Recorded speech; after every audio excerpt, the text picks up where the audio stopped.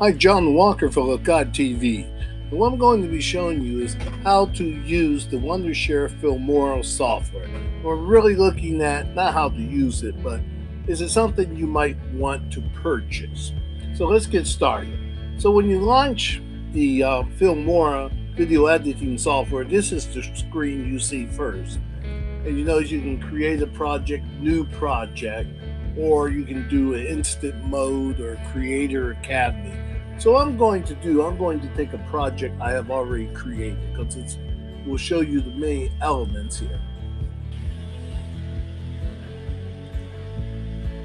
Now when it first comes up, what you see, you'll first get a pop-up requesting if you want to buy it. If you don't want to buy the software, you can test it out, but it does have a screen print or a, a Filmora print across that says you're using the free version, and you can't really share videos effectively or post them on YouTube with that up. So I've only used that for testing, and if you decide you want it, then you can purchase it. Well, let's get started. Now, I have used this also on the Mac, and when I used it on the Mac, I'll be honest, I was like, no way. No way, because it was just so slow. The Mac was almost about the same equivalent as this old Sony, which is a i5 Sony.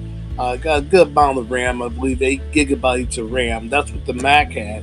You would think the software would be better on the Mac. But let me tell you, it ran like a dog on the Mac. So I wouldn't recommend using it on a Mac. Well, let's get started with the software. So at the top, you always have your file, edit, tools, view, export, and help. And the first thing you generally will do is you're going to import media. And Windows seems just easier. You just select import media and you get your files. You go to wherever your files are. You can select them all and then they'll come right into the Filmora software. Now, the second thing you probably, after you put your files in, I'm going to expand it down below out a little bit, not too much. Okay. If you're familiar with video editing software, I hope you are, most people know you have your timeline down below, you have your video up here. And if you click a video, it always bounces it to the timeline. I'll find the video that has my intro I created. So there's my intro video and it plays and I can just drag it to the timeline. Alright, so we stopped that. Now if you want to play a video on top of a video, that's probably why you really have chosen Filmora. You know, on iShare or iMovie and some others, you can't have a window in window or you can't do a video and then minimize another video on top of it. With Filmora, you can. I'll just point out something though. You need to drag it to the up above your main video timeline, which is on one. Then you have your audio, which is on audio one. You can have an audio two. You can have a video two. That's the value of timelines. Let me now go up here now. So that's one of the things you probably won't like about Filmora is that you can put a video on top of a video. The other thing you will like, more than likely, is they have a lot of music selections too. Of course, there's many free music selections. Some you can pay for, you can download if you want to have music on your YouTube videos. But you see just the number. They have 500 recommended. They have sound effects. They have, click on sound effects, you can see what they are. They'll come up. They have like a mouse click, computer keyboard countdown, environmental sound, young and bright, tender and sequential rock, folk, electronic, and so forth. Now we go back up here. The other thing you probably like, there's many titles. There's quite a few titles you can choose from as well.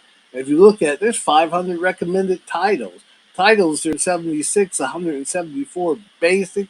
There's openers. A lot of these I have not even clicked on yet. So I only use it a few times. You have in-screen, subtitles, call-outs, end credits. All of these can be helpful to keep engagement. A lot of times people tire of just listening to someone talk, but if you pop up something, uh, write down what you said, pop it up as a call out, it helps people hold their attention. So some of that's great as well. And that's probably another reason you might have wandered over to Filmora. You're tired of creating your own titles. Pay someone else to do it. And for the amount of money you're paying, it's cheap. If you were to hire even a student video person, probably out in college, they're going to want $25 an hour and they're going to play around for a couple hours. And you might get one title after an hour. So then you have transitions, and most of you know what transitions are. You can fade to black, you can solve, and you can use other transitions. More and more video editors, creators, though, are saying, hey, we don't want to use transitions. And then you have effects, which I have not even really used. I'm not a big fan of effects, and I might just play with them as I go, but I don't see a reason. Elements is sort of like effects to me, but Element's something too I have not really played with. I'm pretty much a straight shooter when it comes to creating videos. I just want to create videos and move forward. And then you have split screen, which is also a neat effect. I thought that's what I wanted to do first, where you could put videos in videos and have different split screens. Sometimes that's handy to use a split screen. Maybe you have multiple people who are talking at the same time. Maybe you have multiple cameras running, capturing like a interview. So you might want to have split screen. You see it on the news all the time more. And then I'll go to export. That's when you're all finished with your video and you want to export it out. Now, some of the things that are probably pretty obvious to you, like if you double click on a audio link, it will bring up the audio settings. You can raise and lower the volume. Well, you would expect to be able to do that with any. Now, if I click export, I'm going to go back to media first. If I click export, that's where you send your video out. And note one thing, they always want to give you the opportunity to buy it. So if you buy it, you get no watermark, no watermark. That's what I meant.